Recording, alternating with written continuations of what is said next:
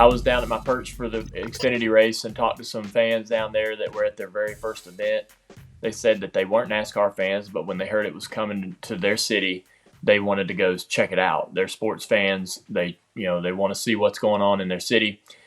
And so they told me, they said, look, I would have never watched a NASCAR race. I would never come to an event, but you brought it to me. And I thought that was really fascinating. So, we do build racetracks, right? It's not it's not a new thing for us to build a racetrack somewhere. But for the longest time, it's been difficult for the sport to get in metropolitan or large cities because of property values and all this stuff. So we build these racetracks 30, 45 minutes, an hour away.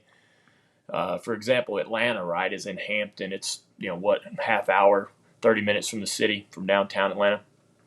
That's sort of been acceptable and just the way things are because that's how it's always been done. But these people are like, man, y'all brought the sport to my backyard, and I didn't have a choice. I had to come check this out and see what this was. And now that I'm here, it's fun. It's incredible. I'm having a great time, and I can truly see myself traveling to another venue and going to check out NASCAR somewhere else, right? Mm. Yeah, and so good, man. I mean, and then to hear that and then see the TV numbers, and that TV number, I think was more than anybody even anticipated. We thought it'd be more. You got Gisbergen running up front and winning the race, so you certainly have more people in New Zealand and Australia and that part of the world tuning in. But the number that we got from television was, I think, pretty surprising, but also exciting. All of those things absolutely make me believe that if NASCAR could have more than one street course next year, they would. Like this accomplishes the growth and the increase physically and through viewership that anybody's looking for, right? Any sport, any. So, I don't know whether we go back to Chicago. Uh, I think any street course anywhere is going to be just as challenging as Chicago was. Now that NASCAR knows the lay of the land and the process of getting the racetrack put together and getting in there, and they've got the relationship with the city, maybe they go back and do this again, trying to, get some great weather and really get that crowd they're looking for and really make the impact that they hope to make this year. I think it's worth another try, but I also am curious, like where else, what other cities, where's the next one? Because street courses, if whether we like it or whether we love it or whether we don't like it, you can't deny the viewership, and that network TV number is going to drive NASCAR to do this more often and at other places. Because Yeah. the Chicago street course is the first time's always going to be different, right? And every time you do it after that, it's going to normalize and sort of mold itself into the fabric of the sport.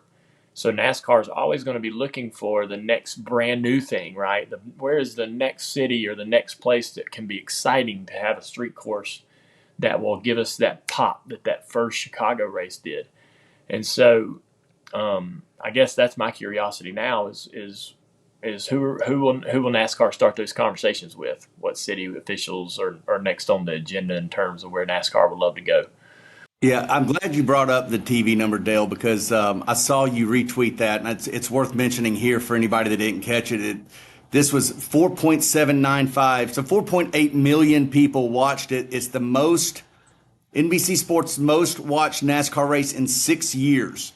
That literally defies all thinking in the fact that it was rain delayed, it was problematic, and yet my question to you is, was it the excitement of a street course? Was it the prospect of a guy from Australia coming over and just the prospect of winning? Why 4.8 million people?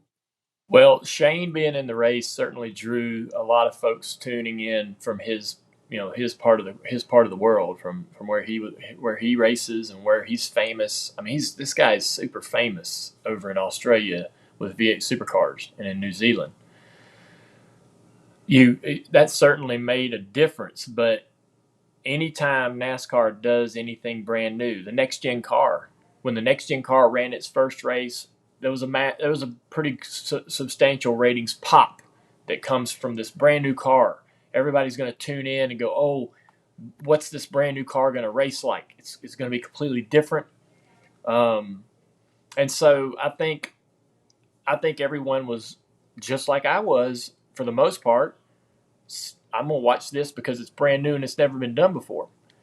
And I don't know whether I'm going to see something great or something not so great, but I'm tuning in to find out. And we ended up having a pretty spectacular sort of, upset win. I don't know if that's the right word because Shane's a very talented and capable driver, more than capable. But it was Cinderella, whatever, it was just a great story. And, I think that you got to have those in sports, and it was that part alone was pretty magnificent. But um, I think that everybody was just tuning in to see exactly what was this going to be like, and how was this going to how entertaining would it be? And I think everybody found it to be pretty entertaining, to be honest with you. I mean, and just watching the drivers do something they've never done before. I think that our sport is at its best when the drivers in the cars are challenged to the max.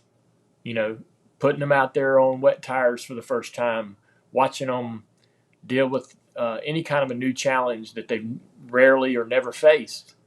That's when I'm most intrigued. That's when my eyeballs are glued to the racetrack or glued to the product. And so I think this weekend was all about seeing the drivers try to climb a mountain they've never seen before.